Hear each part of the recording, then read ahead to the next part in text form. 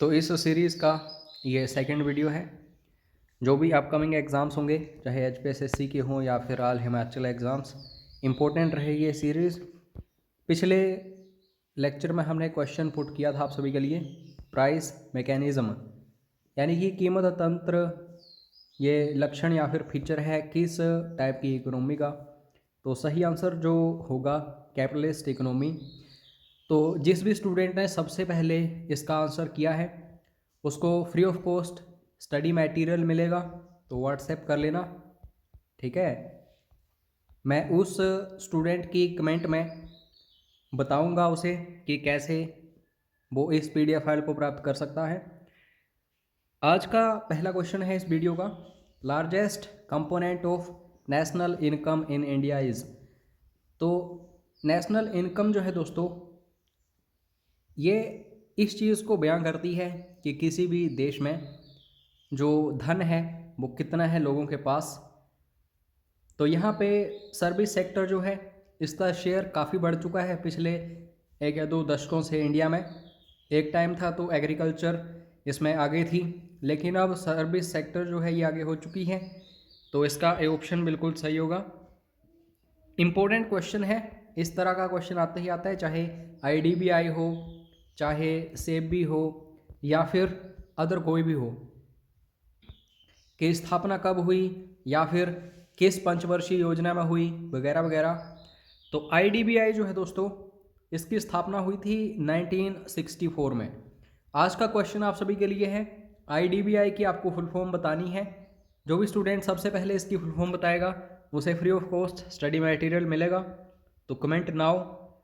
Next question, science के questions भी आपको पढ़ने पड़ेंगे अगर आप सोचते हैं कि हमीरपुर बोर्ड वगैरह के एग्जाम्स आपको क्रैक करने हैं। Plant cell wall is made up of, यानी कि पादप कोशिका भित्ति जो होती है ये किससे बनी होती है। तो दोस्तों सेलुलोज आपको पता ही होगा, इसका ए ऑप्शन बिल्कुल सही है। उसके बाद ईस्ट, ये दोस्तों क्या ये बैक्टीरिया है, क्या ये फंजाई है, क्या ये एल्गे है, तो ये क्वेश्चन आ जाता है कई बार। तो दोस्तों ये एक फंजाई है यानी कि कवक है, तो इसका बी ऑप्शन बिल्कुल सही होगा। उसके बाद which of the following is the fish, तो 4 ऑप्शंस आपके सामने हैं। आपको पता होना चाहिए कि इनमें से कौन सी एक मछली है। तो इस क्वेश्चन का बिल्कुल सही आंसर होगा डॉग फिश, ये एक मछली है, बाकी नहीं। ये जो 3 ऑप्शंस हैं, और हर एक क्वेश्चन को खुद अटेम्प्ट किया करो, इससे आपकी प्रैक्टिस होगी। उसके बाद इंसुलेटर से रिलेटेड क्वेश्चन पूछा गया है, तो अलग अलग तरीके के ये क्वेश्चंस बनते हैं। कई बार सेमी कंडक्टर से रिलेटेड क्वेश्चन बन जाता है, कई बार इंसुलेटर से, कई बार मेटल से, कई बार नॉन मेटल से। तो इंसुलेटर जो है दोस्तों, इससे विद्युत वगैरह जो है ये आगे नहीं जाती। तो कॉपर जो है ये भी अच्छा आप कह सकते हैं सुचालक है किसका, विद्युत का। मरकरी भी, एल्यूमिनियम भी। तो नन ऑफ दीज इसका बिल्कुल सही आंसर होगा। अगर ऑप्शंस में रबड़ होता, प्लास्टिक होता वगैरह वगैरह, तो आप उसको चूज कर सकते थे। अब दोस्तों यहाँ पे जो रेडिएशंस आप देख रहे हैं, जैसे एक्स रेज हो गई, अल्फा रेज हो गई, गामा रेज, बीटा रेज, इनसे रिलेटेड भी एक क्वेश्चन जरूर आता है। तो अगर पेनिट्रेटिंग पावर जो है हाई होगी तो वेवलेंथ उसकी लो होगी। जैसे कि क्वेश्चन है which of the following radiations has the least wavelength, तो लीस्ट वेवलेंथ इनमें से होगी गामा रेस की। लेकिन जब हम बात करेंगे पेनिट्रेशन पावर की तो वो हाई हो जाएगी इसकी। अगर सबसे हाई वेवलेंथ की बात करें तो अल्फा रेज होगी, और पेनिट्रेटिंग पावर इसकी सबसे लो है। तो ये कुछ एक कंसेप्ट आपको समझने हैं। आयरन रस्ट क्विकली इन, यानी कि लोहे में किससे तुरंत जंग लगती है। तो यहाँ पे जल सारे के सारे आपके सामने हैं, वर्षा जल है, आंसू जल है, सागरी जल है, नदी जल है।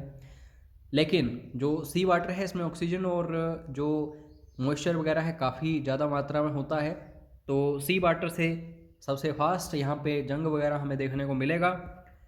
Largest river of Himachal Pradesh is, सबसे बड़ी नदी, ठीक है। लंबी नदी कौन सी है, सतलुज है, लेकिन सबसे बड़ी नदी है चिनाब। चिनाब का उद्गम कहाँ से होता है आपको पता होना चाहिए, ठीक है। ये क्वेश्चंस बनते हैं, इसका वैदिक नाम क्या है, संस्कृत नाम क्या है, प्राचीन नाम क्या है, ये सारे इंपॉर्टेंट क्वेश्चंस हैं। या फिर चिनाब की सहायक नदियाँ पूछी जाएंगी। जब पार्टिकुलरली हम डिस्कस करेंगे एक एक टॉपिक तो आपको अच्छे से समझाया जाएगा। बहरहाल आप पेड क्रैश कोर्स ज्वाइन कर सकते हैं, इसमें सारे के सारे टॉपिक्स कवर किए जा रहे हैं धीरे धीरे करके। एक भी क्वेश्चन आपका आने वाले एग्जाम्स में नहीं छूटेगा। अभी तक ज्वाइन नहीं किया है आपने कोर्स तो व्हाट्सएप करके ज़रूर पूरी जानकारी ले लेना। कोई भी बुक के प्राइस में आपको ये कोर्स मिल जाएगा, वीडियोस भी होंगे, मॉक टेस्ट भी होंगे, पीडीएफ फाइल्स भी होंगी and so on. Bhuri Singh museum दोस्तों, ये जो भूरी सिंह म्यूज़ियम है 1908 में एस्टेब्लिश किया गया था। भूरी सिंह उस समय शासक हुआ करते थे चंबा के। तो इनको दोस्तों नाइटहुड की उपाधि भी मिली हुई थी, अंग्रेजों के काफ़ी करीब थे। तो भूरी सिंह म्यूजियम जो है ये आपको देखने को मिलता है कहाँ पे, चंबा में। तो इसका ए ऑप्शन बिल्कुल सही होगा। ठीक है, भूरी सिंह जल विद्युत परियोजना भी है चंबा की, सबसे पुरानी जल विद्युत परियोजना है ये चंबा की। तो आपको पता होना चाहिए, इसके बारे में भी क्वेश्चंस आ जाते हैं। Next question, Baba Balaknath temple. एक क्वेश्चन टेम्पल से रिलेटेड पक्का है, हाई लेवल एग्जाम्स की तैयारी कर रहे हो तो ये देखिए आप कि कोई भी मंदिर जो है किस स्थापत्य शैली यानी कि आर्किटेक्चरल स्टाइल के ऊपर बना हुआ है। अगर आप लो लेवल एग्जाम्स की तैयारी कर रहे हो तो ये देखो कि कोई भी मंदिर कहाँ पे स्थित है। तो बाबा बालकनाथ मंदिर जो है गुफा में बना हुआ मंदिर है।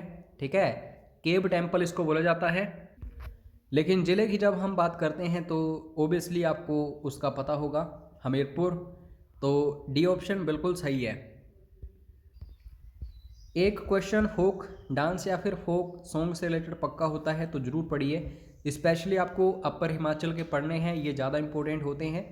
छनक छम फोक डांस जो है इसको परफॉर्म किया जाता है हिमाचल प्रदेश के किस ज़िले में, तो लाहौल स्पीति आपको याद रखना है, इसका बी ऑप्शन बिल्कुल सही है।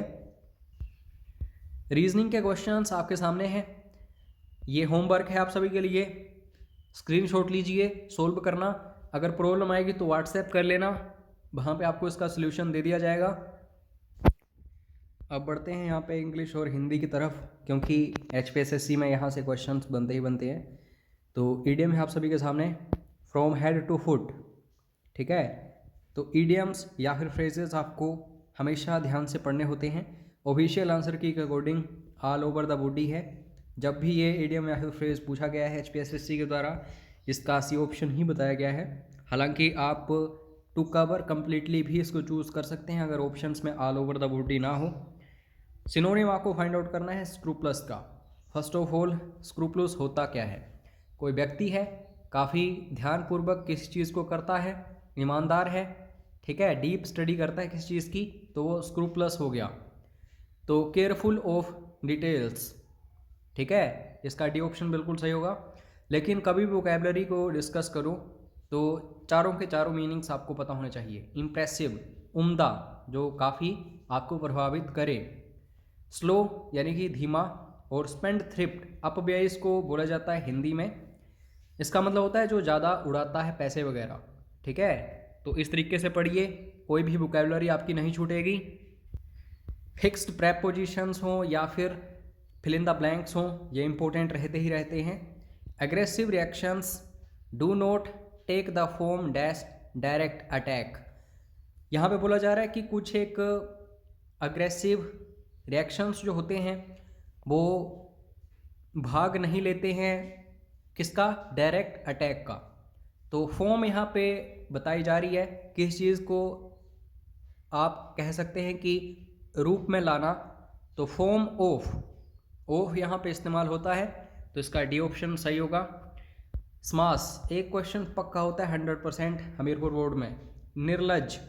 तो यहाँ पे दोस्तों निर जो है ये एक उपसर्ग की तरह काम कर रहा है। ठीक है, अव्यय, तो अव्ययी भाव बनेगा ये निर्लज, इसका ए ऑप्शन बिल्कुल सही है। शुद्ध शब्द आपको यहाँ पे देखना है। विशिष्ट किस तरीके से लिखा जाता है, तो दोस्तों इस तरीके से लिखा जाता है विशिष्ट, इसका डी ऑप्शन बिल्कुल सही है। लास्ट क्वेश्चन है आज के इस वीडियो का। तो यहाँ पे अन्वय जो है ये संधि हमें देखने को, इसका विच्छेद करने को दिखाई दे रहा है यहाँ पे, और यहाँ पे आप देख सकते हैं वो बना है इसका, तो कहीं ना कहीं ये यण संधि है, यर लब र वगैरह। तो यहाँ पे आपको क्या करना होता है, ये जो आधा कोई भी व्यंजन है इसको और ब को या फिर यो जो भी बनता है इसको तोड़ना होता है। तो अनु इसका बन जाएगा जो कि एक उपसर्ग है।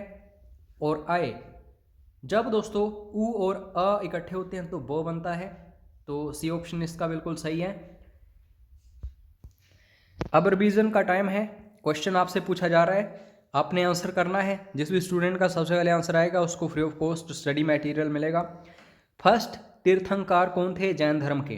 तो ये 4 ऑप्शंस आपके सामने हैं, कमेंट करके बताइए। मिलते हैं नेक्स्ट लेक्चर में। जय हिंद, जय हिमाचल।